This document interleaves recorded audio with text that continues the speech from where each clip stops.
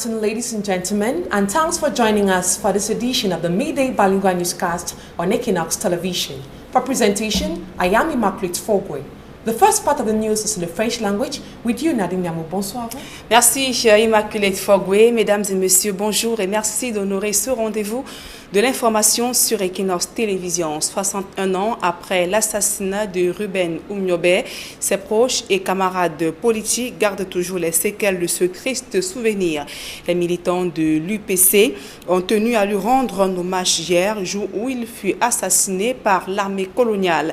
Les élus UPC également ont appelé les Camerounais à faire un sursaut patriotique pour préserver l'intégrité nationale au moment où le pays est secoué par des crises internes. Marcelin Gonçalves, reportage. Victime d'un AVC qui a failli l'emporter, Wougli Massaga souffre dans sa chair, mais reste debout.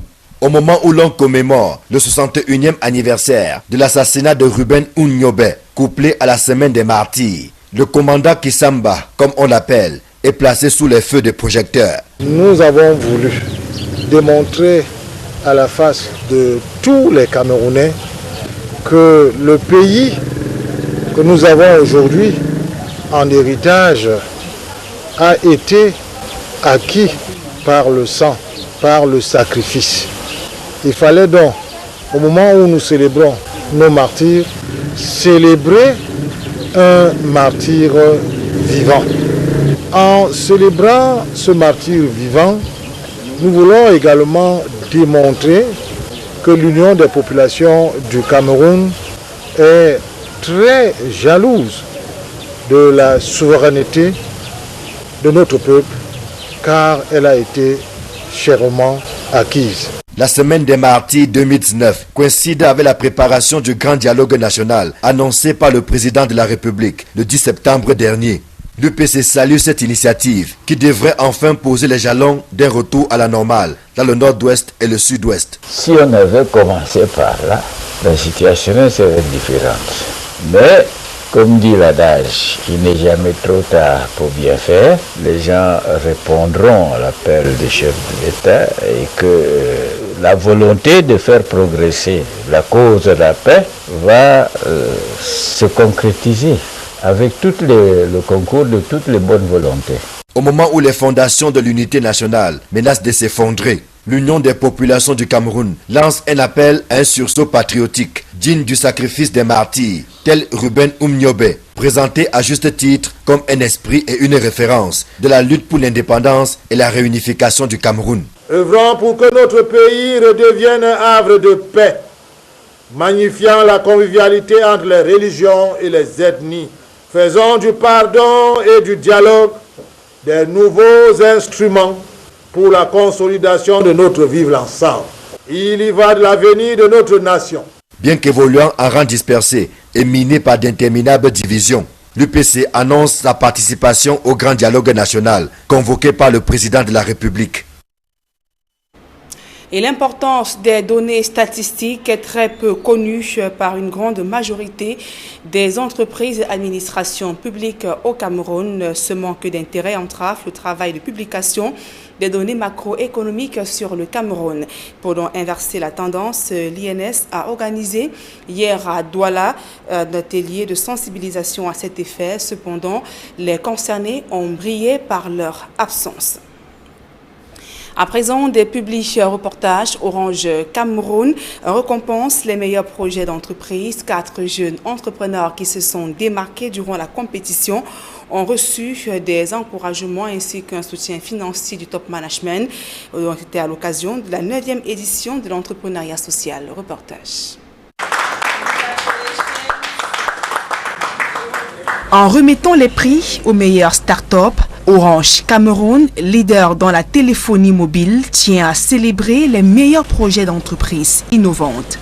C'est à la faveur de la 9e édition de l'entrepreneuriat social. Le but du POESA, au niveau du groupe Orange, est d'allier l'inclusion technologique avec tout ce qui peut être responsabilité sociale, développement et apport à la communauté. Et les 4 projets, voire projets développés qu'on a eu aujourd'hui à Crimée, correspondent réellement à ces attentes. Aujourd'hui, c'est une étape. Pour vous, c'est une étape. Avant d'aller plus loin, accompagné par Orange, et on va vous accompagner à développer vos applications, on va vous accompagner pendant 1 an. Sur les 13 dossiers de candidature provenant dans divers secteurs d'activité, seuls 4 projets ont marqué le jury. Un des bénéficiaires est Sirius Kudjo.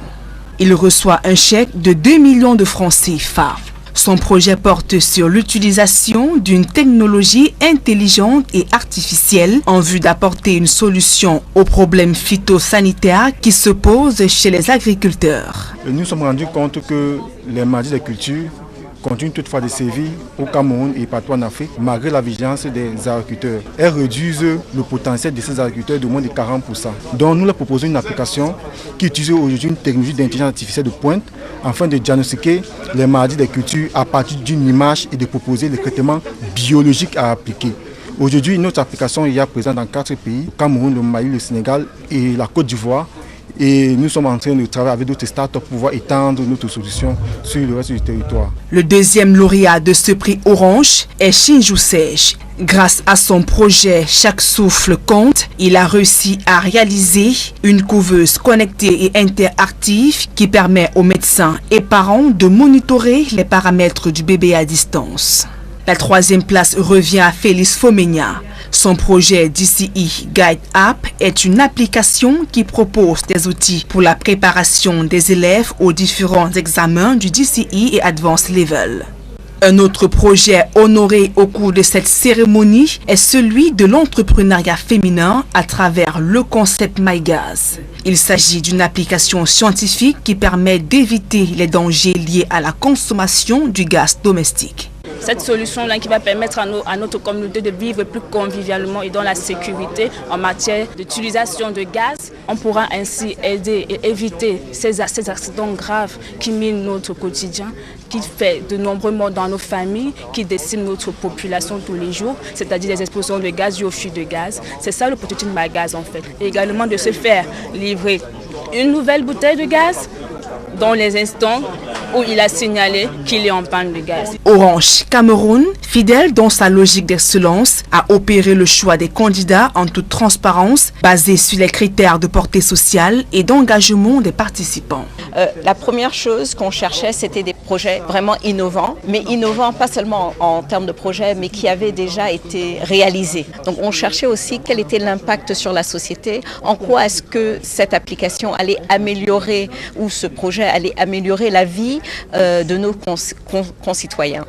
Donc ça, c'était le deuxième critère. Aussi, le porteur du projet, la manière dont la personne portait le projet était aussi essentielle dans le choix que nous avons fait. L'entrepreneuriat social est un concours organisé dans 17 pays orange de la zone Afrique et du Moyen-Orient. Les 4 lauréats récompensés à Douala devront dans les tout prochains jours défendre les couleurs du Cameroun à l'étranger.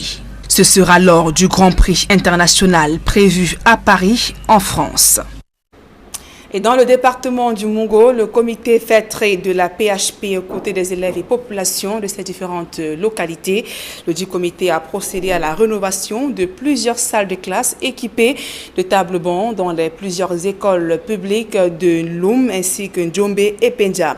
Des forages ont également été construits pour pouvoir résoudre le problème d'eau vécu dans ces différentes localités. Reportage. Je vous prie de vivre d'un moment au cours de cette finale. Je vous remercie. L'édition 2019 du championnat interservice de football baptisé Banana Foot Tournament et dédié au personnel des plantations du Haut-Pendja PHP a connu son apothéose ce samedi 3 août 2019 au cours d'une finale qui mettait aux prises l'équipe du domaine ouest à celle des services centraux. En présence de Pascal Ferrier, directeur général de la PHP, qui a donné le coup d'envoi de cette finale, entouré pour la circonstance de plusieurs de ses collaborateurs et d'un public nombreux que la pluie tombée sur Ndjombe ce jour n'a pas découragé, les 2 finalistes ont offert un spectacle alléchant, marqué par des actions d'éclat, alliant beauté des gestes et intelligence. Un match très disputé qui s'est soldé au terme des 90 minutes réglementaires par un score vierge. Il faudra les épreuves de tir au but pour départager les 2 équipes. Et c'est l'équipe du domaine ouest qui prendra le dessus sur celle des services centraux par 3 tirs réussis contre 2. Ce match de finale de la Banana Foot Tournament venait ainsi couronner 3 mois d'une compétition ayant mis en présence 6 équipes. Et par cette victoire, l'équipe du domaine Ouest succède à celle du domaine Sud, vainqueur de l'édition 2018. La Banana Foot Tournament PHP est une occasion de décompression et de relaxation offerte par le top management de la PHP à ses employés pour leur permettre non seulement de renforcer leurs liens, mais surtout de se détendre après des journées de travail intenses. Une fin heureuse qui a suscité la satisfaction tant de la hiérarchie de la PHP que du comité d'organisation. Pour célébrer le vivre ensemble, parce que c'est une de nos valeurs dans l'entreprise, en organisant un tournoi de grande envergure. Et je pense que le résultat est là. Si qu'on a eu un superbe match, une superbe finale avec du suspense, de l'émotion. Beaucoup de plaisir à organiser ce tournoi pour la 2e fois. Nos autorités nous ont donné les moyens nécessaires. C'est l'occasion que nous donnons à nos camarades, à nos travailleurs, de pouvoir se recréer, de pouvoir se régénérer. C'est une bonne expérience. J'espère que nous la reprendrons l'année prochaine. De façon générale, ce tournoi dénote simplement cette volonté que la direction générale impulse toujours de vouloir rassembler tout le monde autour de la chose du football. Et pour nous continuerons toujours à être là pour soutenir toutes les différentes équipes et à soutenir également toutes les différentes directions, les différents domaines afin que le football soit pour nous un moyen de rassemblement de toutes les forces vives de l'entreprise. Enlevé de rideau de cette finale du Banana Foot Tournament PHP 2019, un match de gala a opposé les membres du comité d'organisation aux vétérans de Njombe. C'était en hommage à Bernard Adjeme, affectueusement appelé Essamba, employé de la PHP, sociétaire des vétérans de Njombe, fauché par la mort quelques jours avant. Adjeme Bernard était un homme pluridimensionnel, un syndicat de haute vol sur le plan national et sur le plan du syndicat de base. Nous avons bien voulu rendre un dernier hommage à M. Essamba Adjeme, organiser cette finale sur le plan de l'arbitrage avant son décès. Rendez-vous a été pris pour l'édition 2020, pour laquelle le directeur général de la PHP annonce davantage d'améliorations. Vu l'engouement, vu la participation, il est certain que nous remettrons ça. Nous essaierons même de faire mieux que cette année et l'année prochaine.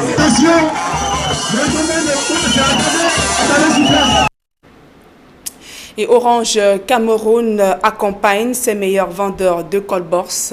L'entreprise citoyenne a gratifié 1000 d'entre eux de kits scolaires pour les aider à bien démarrer l'année scolaire en cours et les encourager à redoubler d'efforts dans le travail. C'était au cours d'une cérémonie qui s'est déroulée au Parcours Vita, ici à Douala. Reportage. Non seulement récompenser la fidélité de nos callboxeurs. Une rentrée scolaire en couleur pour les collaborateurs d'Orange Cameroun.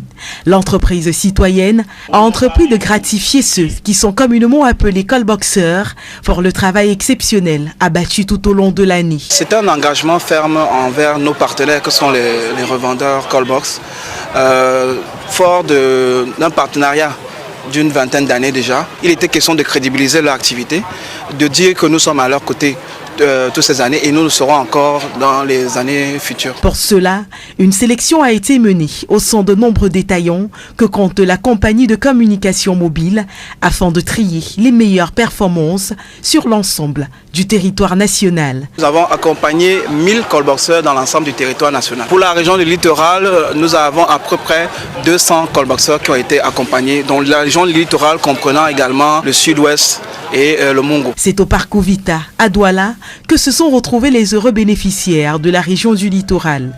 Ils vont recevoir des kits de rentrée scolaire composés de sacs à dos, estampillés Orange Cameroun et d'autres fournitures essentielles à la prise de notes. Je suis tellement fière, je suis en joie parce que c'est la deuxième fois que je reçois un prix à Orange. Je remercie Orange pour tout ce qu'ils font pour ceux-là qui sont entre autres négligés dans la société. Heureux de faire partie des bénéficiaires de cette année, ils ont promis de s'investir encore plus pour se retrouver parmi les meilleurs de l'année prochaine. On nous a dit qu'il y a plus de lots à venir, donc continuer à bosser pour que je puisse toujours être leader. Il faut travailler dur, il faut être proche des clients, du consommateur final, parce que c'est lui qui marque le point qui nous soulève aujourd'hui. Avec Orange, la rentrée scolaire aussi est assurée. Et puisque nous parlons d'éducation, l'école canadienne ouvre ses portes au Cameroun, située au carrefour armée de l'air, ici au quartier Bonapriso à Douala. Cette école, qui forme en cycle primaire et secondaire, a reçu la visite du ministre des Enseignements secondaires qui est allé encourager l'administration et les enseignants sur la qualité des enseignements dispensés. Reportage. Alors qu'elle vient d'ouvrir ses portes, l'école canadienne située au lieu du carrefour armé de l'air à Bonapriso Douala est déjà reconnue parmi les meilleures au Cameroun.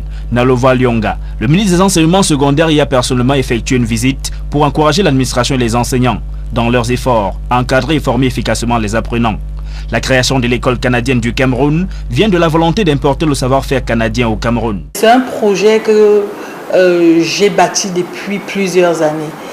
Parce que j'ai passé plus de 25 ans au Canada et je suis en fait consultante agréée en immigration canadienne et j'ai une entreprise Performance Immigration Canada qui fait dans l'accompagnement pour ceux qui veulent immigrer au Canada ou bien obtenir les permis d'études, de visa. Je me suis rendu compte au cours des années que je vois des parents qui envoient les enfants très jeunes au Canada ou dans d'autres pays, très mal préparés à affronter une nouvelle vie dans un pays aussi lointain, avec une culture différente, sans être vraiment préparés à pouvoir se prendre en charge. C'est pour ça que j'ai vraiment souhaité créer cette école canadienne, en fait, qui va intégrer les deux programmes, le programme camerounais et le programme canadien, afin que cet échange de culture aide à préparer les jeunes qui souhaitent aller poursuivre leurs études à l'étranger, pas seulement au Canada, mais aussi dans les pays européens ou aux États-Unis ou dans d'autres pays. Les enfants peuvent venir chez nous, même avec le bac et le advanced level, et faire ce programme pour intégrer directement les grandes universités à l'étranger. Souvent, quand les enfants finissent, ils partent très jeunes pour faire le pré-universitaire à l'étranger. Donc, ils peuvent faire ça chez nous. Et donc, nous garantissons l'admission dans une université de choix que l'enfant aura choisi et nous accompagnons l'enfant dans les démarches du visa. Les enseignants de l'école canadienne sont recrutés dans un casting rigoureux et objectif. Nous préférons chercher des gens qui ont l'expérience dans le domaine parce que nos enseignants sont formés. Ils doivent suivre 45 heures de formation fait soit en ligne par les écoles partenaires au Canada ou alors ces enseignants du Canada viennent sur place pour former nos enseignants. Pour les apprenants, l'admission à l'école canadienne se fait dans un processus précis. Il faut déposer un dossier. Un dossier, on étudie le dossier avec les relevés de notes, les bulletins des 2 dernières années de l'enfant. Et comme ça, on le met dans la classe qui correspond à son niveau. Il n'y a pas de concours. Nous avons fait un concours pendant les vacances, mais en réalité, c'est une étude de dossier que nous faisons. Et l'avantage avec l'école canadienne, c'est que les élèves peuvent s'inscrire à tout moment. Nous avons normalement 3 sessions. Nous commençons en septembre, ensuite en janvier et en avril. Vous voulez recevoir des formations de qualité? Une seule adresse, l'école canadienne du Cameroun. Et l'entreprise Sapress-Sal est aujourd'hui en pole position dans le développement de l'énergie solaire au Cameroun grâce à ses partenaires étrangers. Sapress s'engage à œuvrer pour le bien-être des populations au Cameroun. Reportage. Dans les principales villes du Cameroun, dont Douala et Yaoundé, la société africaine de promotion des énergies solaires, Sapress, s'est affirmée comme leader dans ce domaine d'activité. Un atelier organisé à Yaoundé par cette entreprise vient encore de le démontrer. À cette occasion, Sapress a présenté à ses clients et au grand public la synergie de savoir-faire qu'elle développe avec son partenaire chinois Blue Carbon Technology Inc., BCT. Ce partenariat qui est déjà grandissant est surtout orienté l'offre de qualité d'une énergie qui devra résoudre les problèmes des ménages d'abord et ensuite des entreprises camerounaises. Because we already cooperate with Mr. Daga for 5 years, and the products we get a very good feedback from the Cameroon market. So we want to set up the factory with Mr. Daga at Cameroon. À travers des présentations minutieuses, toute la gamme des produits d'éclairage fabriqués par Blue Carbon Technology a été présentée. Our products is solar products, solar energy products, such as solar garden light, solar street light, solar floodlight, solar energy home system, and battery. Et dans la foulée, les ingénieurs de SAPRES ont mis en avant les réalisations de cette entreprise au Cameroun. Quant à la qualité des produits, leur fiabilité est présentée par les deux parties. La garantie est d'abord offerte par le producteur, BCT, qui veut dire Blue Carbon Technology. Donc nos produits sont fabriqués par une entreprise mondialement reconnue, c'est la première garantie. Seconde garantie, nous avons un service après-vente qui est composé d'une équipe des ingénieurs, ils sont au moins 5. Donc, qui s'occupe du service après-vente. Face aux préoccupations soulignées par les clients qui s'interrogent sur l'accessibilité des produits SAPRES, le volet social est une priorité pour cette entreprise. Nous comptons offrir cette opportunité à tous les Camerounais de toutes les couches sociales afin que nous ne soyons plus en train de déplorer les coupures intempestives de courant qui nous cause autant de dégâts dans notre vie quotidienne. Le public venu prendre part à cet atelier en est reparti très satisfait de ce qu'il aura entendu et appris. SAPRES nous a présenté vraiment une nouvelle technologie que beaucoup de Camerounais ne connaissent pas. Pour moi, personnellement, qui suis un ingénieur en énergie renouvelable, c'est une fierté de voir tout ça, des confrères élevés. Ce qu'on a étudié, vraiment, c'est une très grande fierté. À l'évidence, SAPRES et Blue Carbon Technology sont résolument engagés à offrir des solutions novatrices en matière d'énergie solaire au Cameroun. La société SAPRES-SAL est située à Douala, face Union Bank, en Bopi, et à Yaoundé, au carrefour Eligesono, à côté de la station Oil Libya.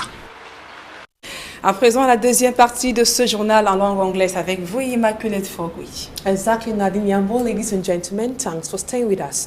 The population of Dobian in the Kam Division, West region of Cameroon, are calling on the public health minister to come to their rescue. This is due to the fact that the lone health structure in Dobian has been abandoned as the chief medical officer and nurses expected at the health unit have escaped. More with Smagic and Gabriel. Inside this thick forest lies the Ndobian Health Center. We are in Nord Makumbi in the Nkam Division. I'm not sure if this health unit is operational because when we have serious cases, they are transferred out of the village. 3 years ago, the Ndobian Health Unit, we were told, was renovated with 60 million francs CFA.